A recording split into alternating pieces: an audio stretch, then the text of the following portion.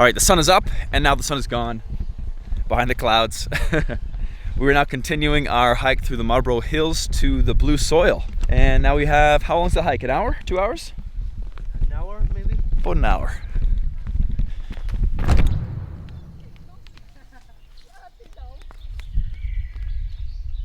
Though the trekking is amazing here in Sagada, it's not really the main reason people come to this part of the Philippines. One of the main reasons is to see Wang Ud, who is the last Kalinga tattoo artist. She's 101 years old and she is doing tribal tattoos. And you have one, Harley, right? Can I see? Yeah, it's sun and moon. And this is her signature here, right? The dot, dot, dot. Yeah. Oh, it's a sun and moon. Yeah. And this means Wang Ud. Yeah. And this is actually on the itinerary, not for today, but for next week. Blue soil. So you can see these little mounds on the side. Check it out.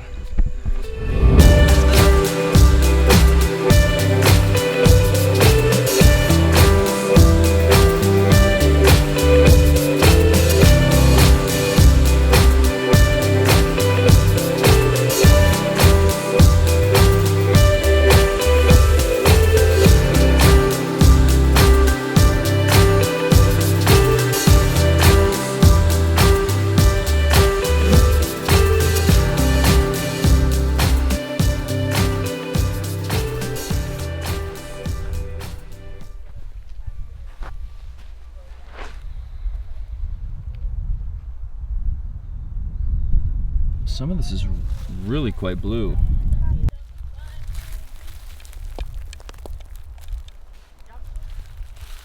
It's about 8 in the morning, and so the ground is still a little bit wet, though it did not actually rain recently, so I've heard when it does rain it is much more blue, but there is still patches that are pretty impressive. I've seen the Rainbow Mountain in Peru, and I heard there's a similar one in China, but it doesn't really look like this.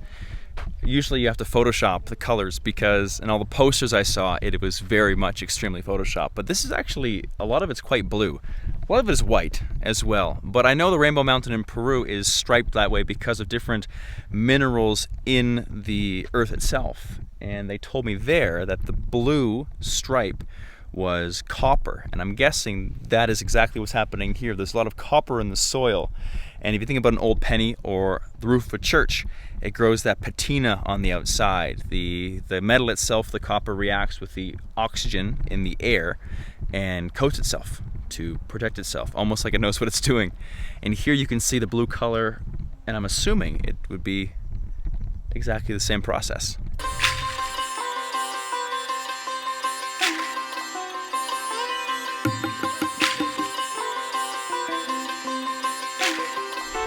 Honestly, I'm pretty impressed. This was an add-on to the Marlboro Hills sunrise hike. But really, this is unique. You can see a sunrise in any country on this planet.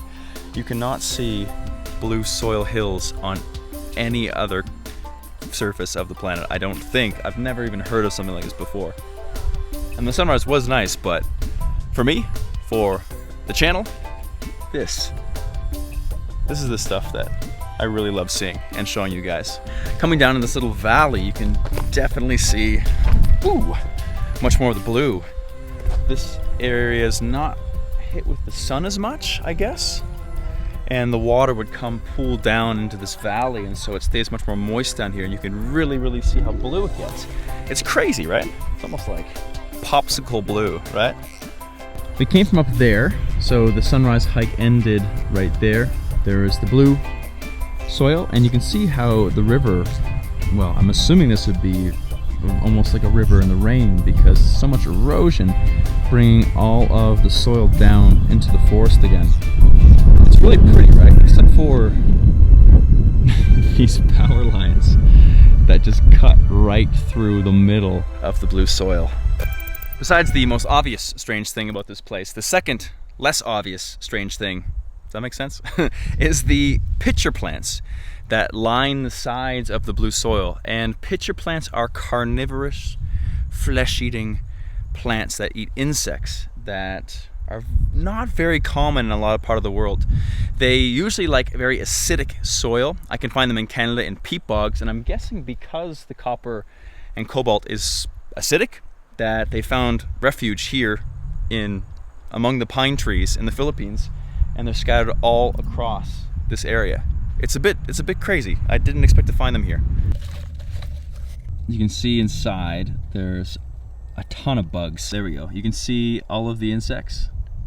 The pitchers fill up with rainwater. They make it quite acidic, so it digests the insects, and it gets slippery in there, as well as there's downwards facing hairs, so a bug will fly in to investigate. It smells sweet, and they're trapped, and they get digested, and they get absorbed, and they become plant food. It would be a terrible death. A acid bath, and then being absorbed. But hey, nature's pretty cool that way. You can drink the water inside. Yes. But wait, I will get one. There is a little bit of water. Yes, you can drink it. It's also good for curing UTI. UTI. Yeah, when you can't pee. Ah.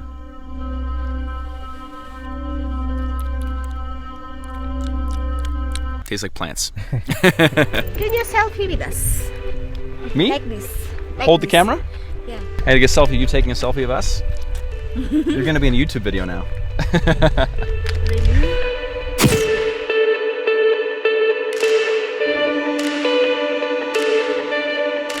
Hey guys, it's Mike Corey of Fearless and Far. Thank you so much for watching this video. If you want to watch the last one, it is right there.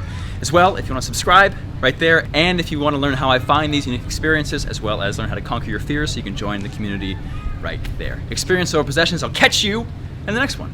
Peace.